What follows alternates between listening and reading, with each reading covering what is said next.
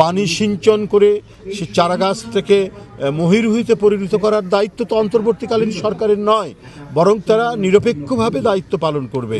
তো সেই ক্ষেত্রে যদি কোনো উপদেষ্টা তিনি যদি এসপিকে টেলিফোন করে বলেন যে ওখানে বিএনপির লোকজন যারা আছে তাদেরকে গ্রেপ্তার করবেন, ওরা যেন কোনো অ্যাক্টিভিটিস করতে না পারে এবং অন্যান্য কার্যক্রম করতে না পারে, তো তখন তার বিরুদ্ধে পদত্যাগের দাবি উঠবে না? নিশ্চয়ই উঠবে। এবং চলমান সংকট ঘনীভূত করার জন্য আমরা শুনেছি এই সমস্ত উপদেষ্টারা তারা ভূমিকা পালন করছেন, নানাভাবেই ভূমিকা পালন করছে। ডক্টর মোহাম্মদ ইউনূস তিনি তো সম্মানিত মানুষ, সবাই সম্মান দেখিয়েছে এই সরকারকে। যারা আন্দোলনে রত ছিল, যারা আন্দোলন সংগ্রাম করতে গিয়ে যাদের সন্তানেরা হারিয়ে গেছে, ক্রস ফায়ারের শিকার হয়েছে, যারা পৃথিবীতে নেই, এই 15 বছরের দুঃখ বেদনা সমস্ত কিছু ধারণ করে যখন স্বৈরাচারের পতন হলো, ফ্যাসিস্ট যখন পালিয়ে গেল, তখন ডক্টর ইউনূসকে তো আমরা সবাই সমর্থন জানিয়েছি। কিন্তু এই সরকারের ভেতর থেকে যদি পার্টিজন দলমন্যতার আমরা যদি আভাস খুঁজে পাই, বৈশিষ্ট্য খুঁজে পাই, তো সেখানে তো আমাদের প্রতিবাদ করতেই হবে। কেন কুমিল্লার উপদেষ্টা, আমরা নিজে, শুধু আমরা না, আপনি এলাকায় আপনি শুনবেন, এখন তো মুক্ত পরিবেশ থাকবে, এখন তো শান্তিময় পরিবেশ থাকবে।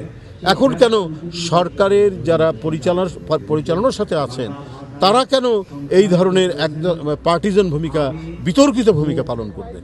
এই ধরনের ঘটনাগুলো বিভিন্ন জায়গায় আমরা দেখতে পাচ্ছি, আমরা প্রশাসনের বিভিন্ন ক্ষেত্রে দেখতে পাচ্ছি। কারণ দোসররা তো এখনও ভিতরে ঘাপটি বেড়ে আছে। সরকার যখন দেখে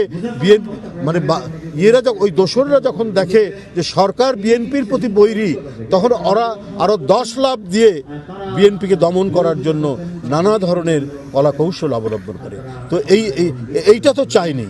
আমরা সবাই চেয়েছি যে এই অন্তর্বর্তীকালীন সরকার প্রয়োজনীয় যে সংস্কারগুলো নিষ্পন্ন করে একটা অবাধ সুষ্ঠু নির্বাচন দেবে। এই নির্বাচনই তো আটকে রেখেছিল শেখ হাসিনা। এই নির্বাচনে ভোটাররা যেতে পারেনি, এটা নিয়েই তো আমাদের যত কথা, যত প্রতিবাদ, যত আন্দোলন। কারণ এই নির্বাচনকে একতরফা করার জন্য উনি সমস্ত প্রতিষ্ঠান ভেঙেছেন, তিনি নির্বাচন কমিশনের নিরপেক্ষতা ভঙ্গ করেছেন, তিনি আদালতকে নিজের আঁচলের মধ্যে বন্দী করে রেখেছিলেন। তো সেই পরিবেশ থেকে একটি মুক্ত পরিবেশ এবং সত্যিকার গণতন্ত্রের পরিবেশ ফেরানোর জন্যই তো আমাদের এই সংগ্রাম, আমাদের যে আন্দোলন ছিল। তো তাহলে আপনার এই নির্বাচন নিয়ে গড়িমসি করা হচ্ছে কেন? এটা কি নির্বাচনের কথা বলা, নির্দিষ্ট সময়ের মধ্যে নির্বাচনের কথা বলা, এটা কি মহাপাপ? আজকে উপদেষ্টাদের কথা শুনে সেটা মনে হচ্ছে, এবং তারা নানাভাবেই বিভিন্ন মানুষকে দিয়ে এটা প্রভোগ করার চেষ্টা করছেন। কেন? আজকে যে পরিবেশ উপদেষ্টা, তার দায়িত্ব তো পরিবেশকে সুরক্ষা করা এবং পরিবেশের উন্নয়ন। উনি যতদিনই সময় পান, আজকে বুড়িগঙ্গা কেন ড্রেন, আজকে শীতলক্ষা কেন ড্রেন, আজকে আমরা বিষাক্ত নিঃশ্বাস কেন নিতে হচ্ছে?